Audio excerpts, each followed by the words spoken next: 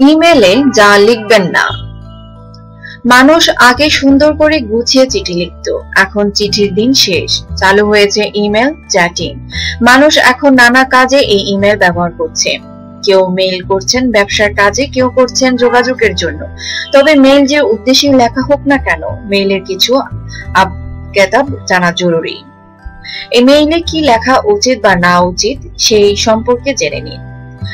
জরুরি বা আর্জেন্ট কথাটা না লেখা। ইমেলের সচরাচর জরুরি কথাটা না লেখাই ভালো। মিথ্যাবাদী রাখালের গল্পটা নিশ্চয়ই জানেন।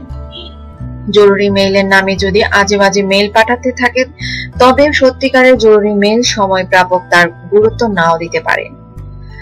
সাবজেক্ট প্রাসঙ্গিক করুন। ইমেলের সাবজেক্ট বা বিষয় লেখার সময় আপনি ভাবুন যে আপনার বার্তার একটা শিরোনাম দিচ্ছেন।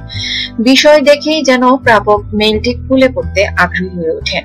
বিশেষত প্রাপকের সঙ্গে সম্পর্ক যদি এমন না হয় যে প্রেরকের নাম দেখেই সে চিঠি পড়বে, তাহলে তো সাবজেক্ট আরো গুরুত্বপূর্ণ হয়ে ওঠে। ভাষা ব্যবহারে সচেতন হন। আবেগপ্রবণ হয়ে বা রাগ করে ইমেল লিখতে বসবেন না। কখনোই তড়িঘড়ি করে সেন্ড বাটনটিতে ক্লিক করে বসবেন না। মেইল পাঠানোর আগে পুরোটা মনোযোগ দিয়ে পড়ুন। আর আমাদের তো এমন হয় যে সামনাসামনি বলতে পারি না এমন কথাগুলো আমরা মেইলে লিখে ফেলতে পারি। উদ্দেশ্যহীন মেইল পাঠাবেন না।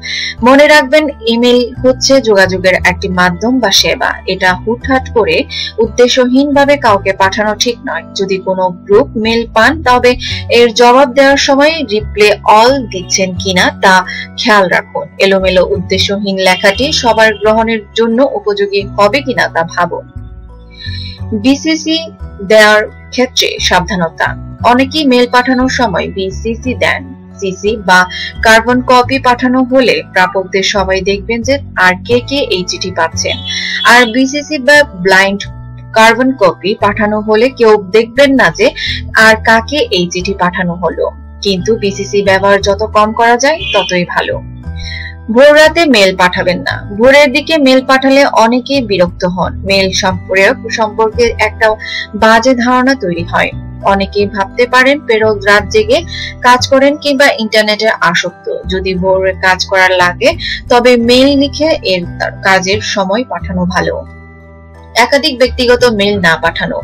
একই বিষয়ের উপর একাধিক ব্যক্তিগত মেইল না পাঠানোই উচিত। অনেকেই মোবাইল ফোন থেকে মেইল পাঠাতে গিয়ে একই মেইল বারবার পাঠান, যা পেশাদার আচরণের মধ্যে পড়ে না। যদি তড়িঘড়ির মধ্যে মেইল পাঠানো লাগে, তবে মেইলটি এক ঝলক হলেও দেখে নিন।